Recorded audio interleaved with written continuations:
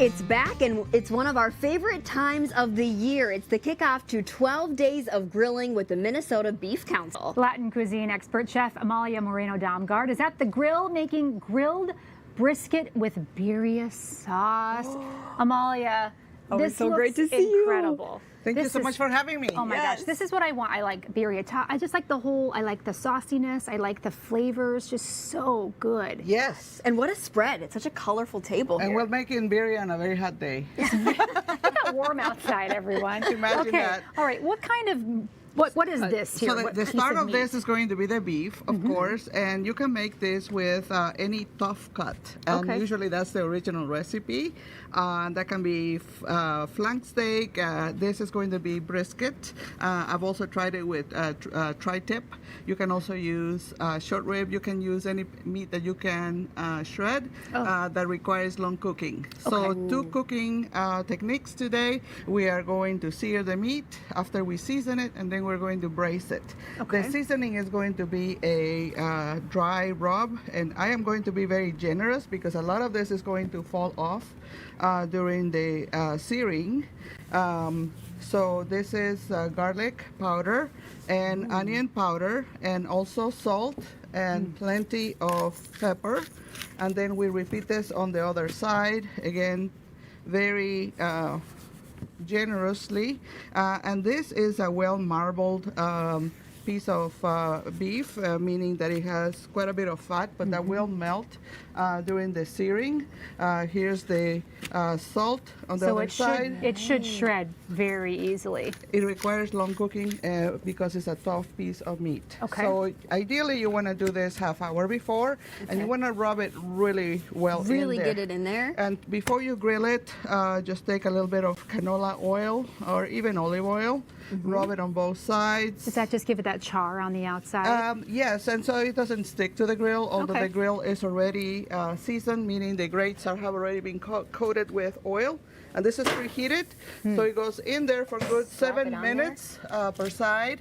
And that's then- going to give us that crispiness on the outside? Yes, not only the crispiness, but also a lot of flavor, because there will be a lot of caramelization.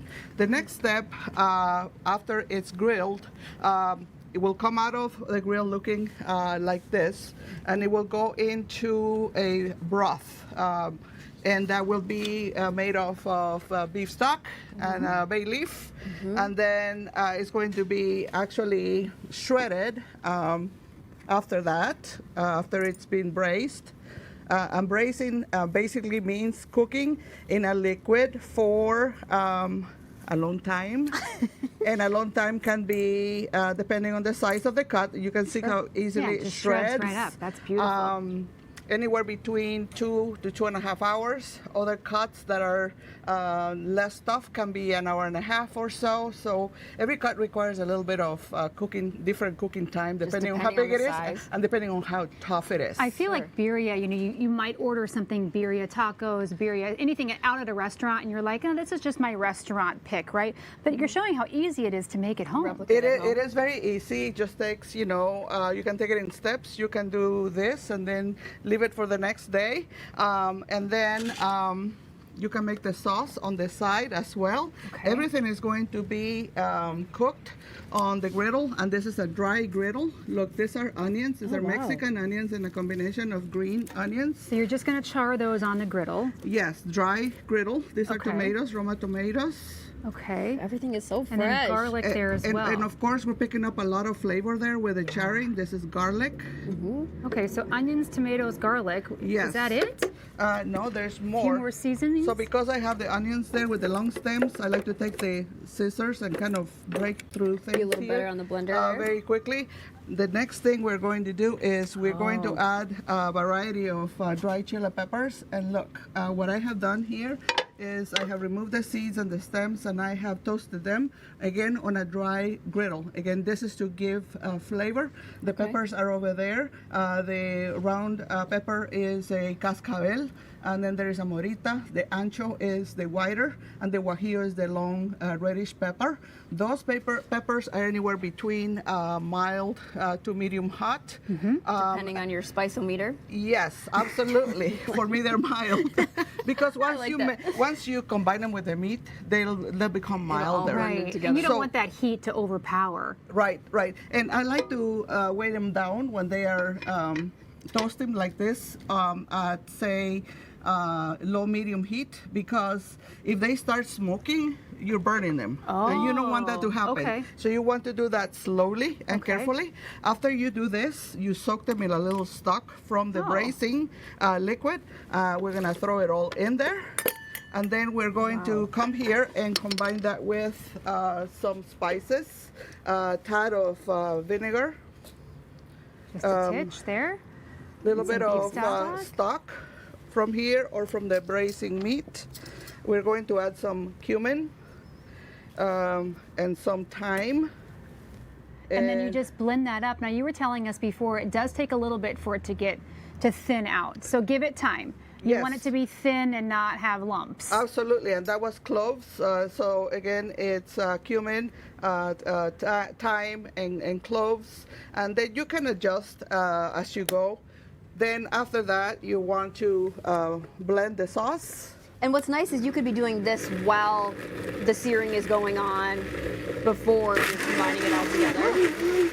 That's an amazing blender there. Powerful. And then you've got the sauce here. Now, we've just got a little bit of time. I know you've got a little bit for us to sample. How do you Yes. like to serve this? We can serve it as a stew.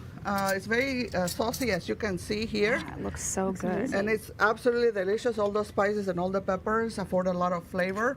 There's a little bit of cilantro that can go in here too. gonna take a big bite. And then you can eat it as a stew, as tacos, topped with onions. I have some quesadillas here, which is a combination of quesadillas and birria, and this is Oaxaca Yum. cheese Amalia, inside. this is so Yes. good. Oh my goodness. We don't Okay. need to wait for and a then that's Taco just a Tuesday. leftover We're right sauce here. you can dip it in. Oh, that Exactly. makes it. All right.